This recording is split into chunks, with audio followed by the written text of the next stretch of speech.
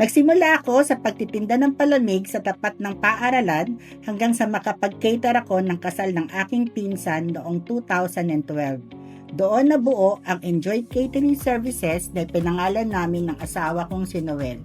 Sa tulong ng aming pamilya, lumago ang negosyo at ngayon isa sa aming pinagmamalaki ang Enjoy sa Tisa at Tasa. Isang restaurant at event place na bunga ng sipag, diskarte at pagtutulungan. Ako po si Noel Santos. At ako naman po si Joy Santos. Alamin ang istorya ng pagsisikap at pagtutulungan naming mag-asawa dito sa Negosyong Malupit.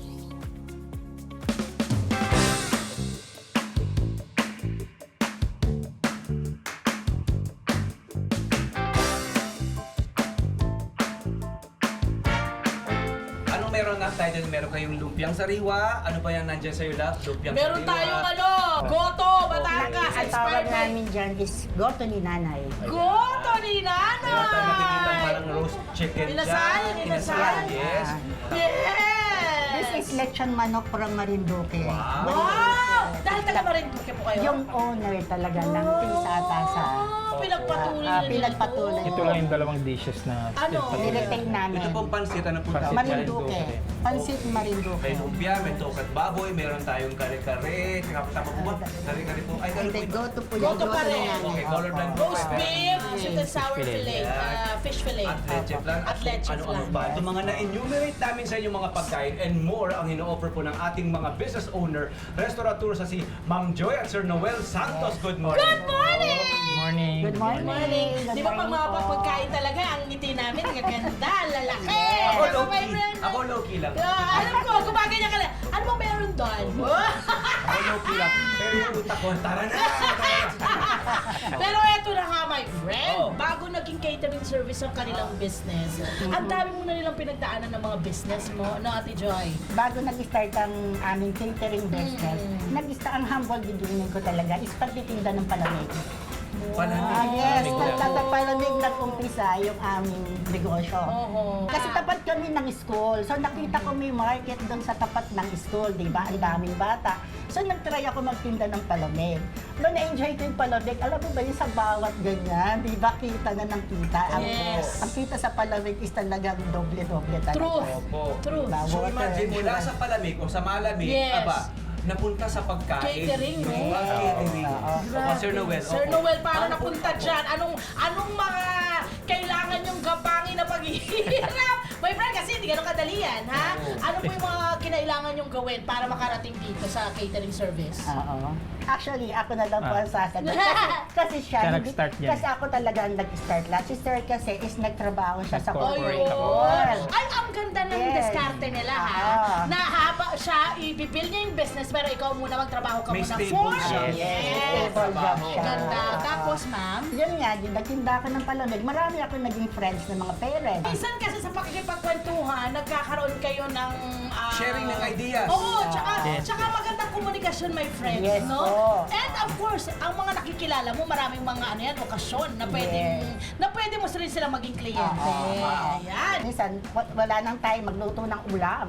So, they advise me, Joy, bakit hindi ka magtinda ng lutong ulam? Yun, dapat magtinda Yan, ng luto. lutong Ang, ulam. ang hiningi ng kanyang mga nakakausap ay magluto ng ulam. Yes, Kasi ang balita yan. ko yung magaling nga naman magluto si Magluto. Ate Joy. si Ma'am Yes. Joy. Okay, so naging catering business po ito. Aha. Yes, naging catering business na to. Kasi sabi ko, parang mas gusto ko pang, alam mo yun, mag-grow Elevate. pa yung aming negosyo. Business, yeah. So one time, ikakasal yung pinsan ko, na ako yung nag-volunteer. Bakit hindi mo ako ang kunin na caterer? Ang lakas Okay. na loob ko ha, wala akong kagamit-gamit talaga. As in, ang alam ko lang, sabi ko lang, ako ang magdi-deliver sa lahat ng food. So ako, ginawa ko, ni-rent ko lang yung mga waiters at saka yung mga gamit. Yan, Ah, doon diba? nag-start. Siya nag-start. Naalala niyo po ba kung sir, kayo una nag-cater po? Coral Vine Muntalban. Sa Montalban po. Montalban Rizal. Kasal. Ilan ang bisita nila nun? Kasal. 150 Ay, ang dami Kasal, na rin. sa isang kasal daw. 100. Oo. First time ko yung sumabak ng gano'n. And obviously, successful kasi naulit na naulit. Correct. Di ba? Tama po. Nagpa-cater na nagpa-cater ng Yes, maraming yes. tao. Tama po. And then, ito nga pong inupuan natin, kinalalagyan natin, ay ay isa sa inyong mga Restaurant. negosyo, restaurant, di ba? Kasi Yes, nasa food po. business sila, Yes, di ba? oo. Iba't ibang negosyo. Sir may Noel, kailangan pagkain. ikaw naman po magkwento. Paano niyo po napalago ang inyong business na maging mula sa catering service, nagtayo na rin kayo ng restaurant? Nasa corporate nga ako dati. Noong 2024, nag-decide akong mag-avail ng early retirement sa company Okay, namin. okay. So nag-isip kami ng business and sumali kami sa Rotary Club. And then yung isang kasama namin doon, by November 2024, sa kanila talaga to. Kaya Kilala lang- niyo na po sila.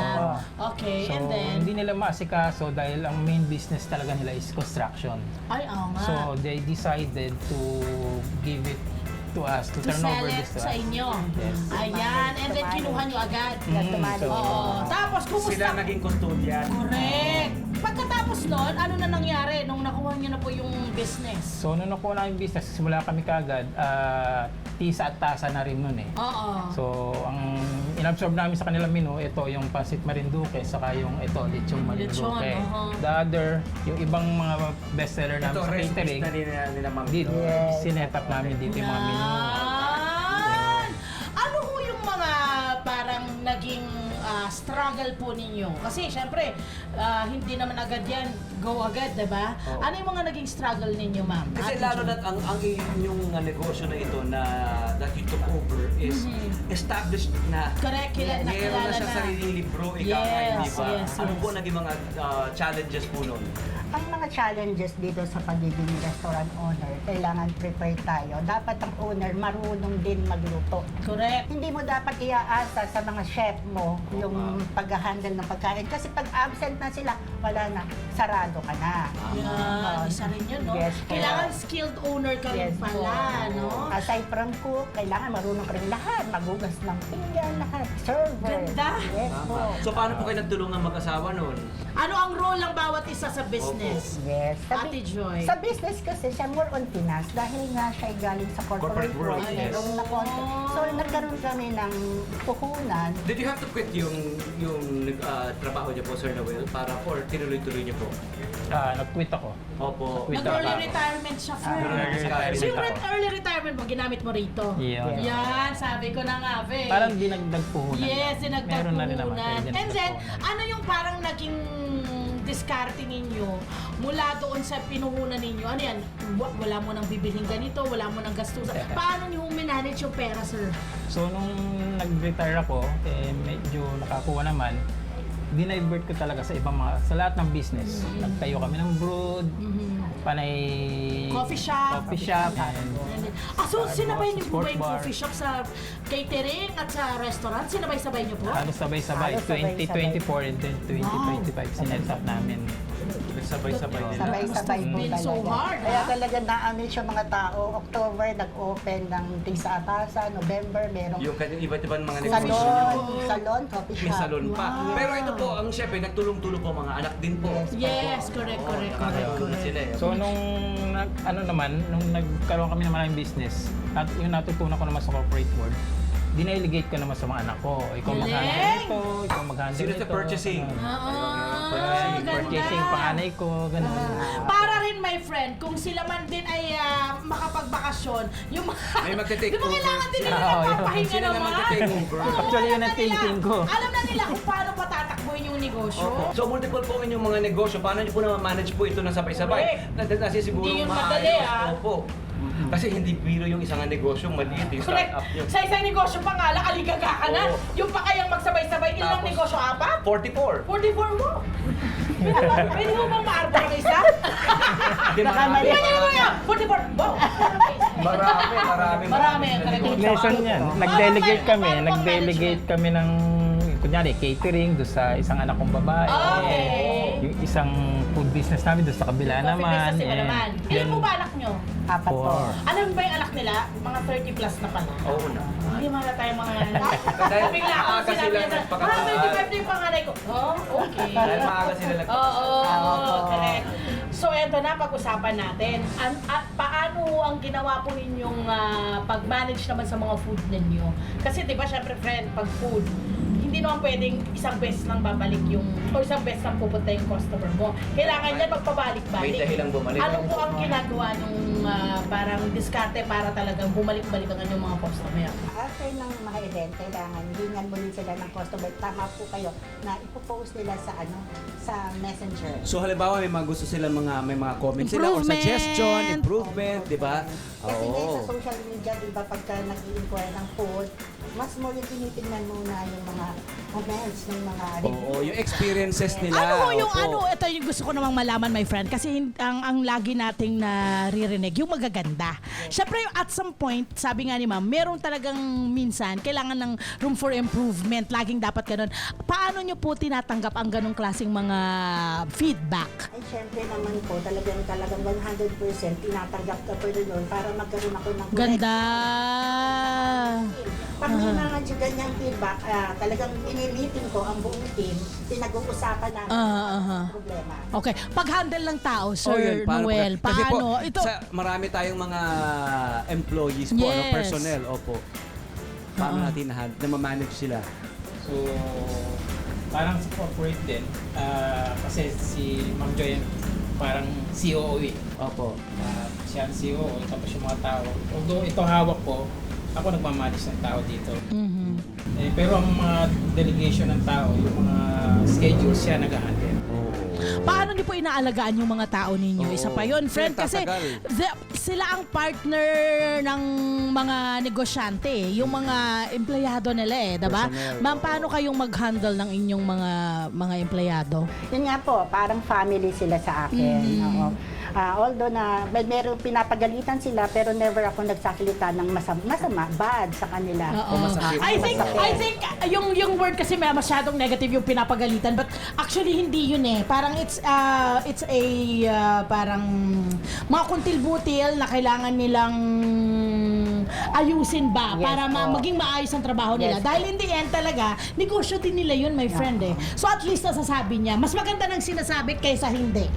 Diba? Kasi pag sa huli, din Ang bottom line forever lang naman palpak. dun ay komunikasyon. Yes, Diba? na maayos. Communication, hindi ba?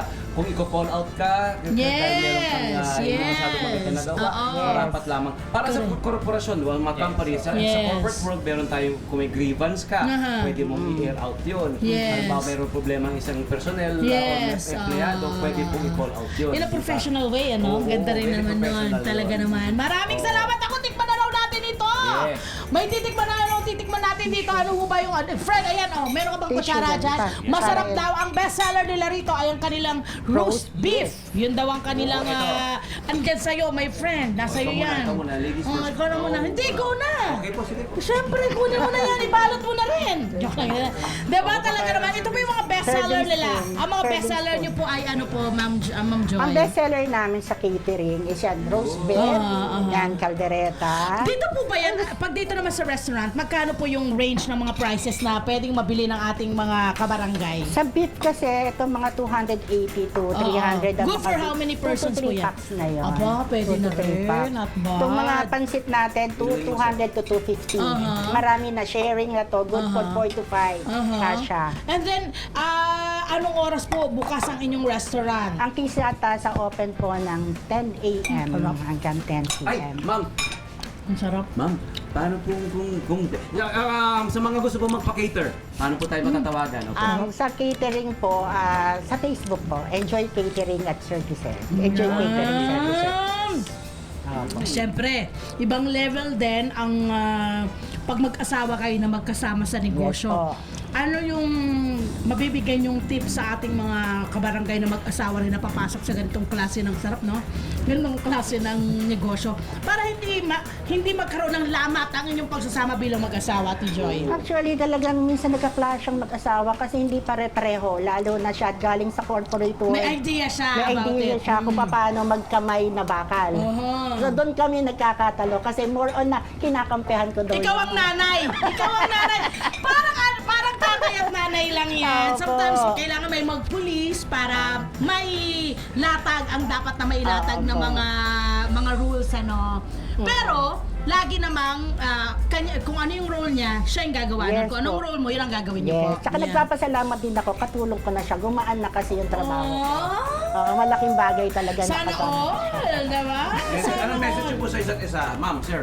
So ako, I love you. Magkasama tayo sa hirap at ginhawa. Hanggang kaya natin, andito tayong magsiserve sa ating catering business. Grabe naman, namumulay paligid natin sa pagmamahal. Kasi pa-hard pa siya, okay. Sir Noel, kayo ano mensahe niyo po sa iyo? Thank you po sa mga pag-aaruga sa mga anak natin para sa akin. Yes. And I love you also. Wow.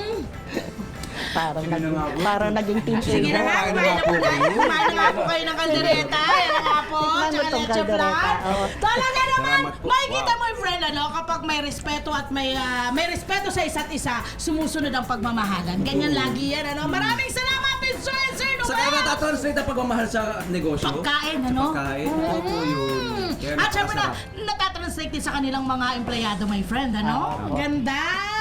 Hello po mga Kanet 25! Si Kuya Tony Pet po ito mula sa Love, Tony Pet and Everything. For more Love, Tony Pet and Everything updates, just click on our subscribe button and follow us on our Net25 social media pages at Net25 TV and at Net25 Entertainment Facebook. Magkita-kita po tayo!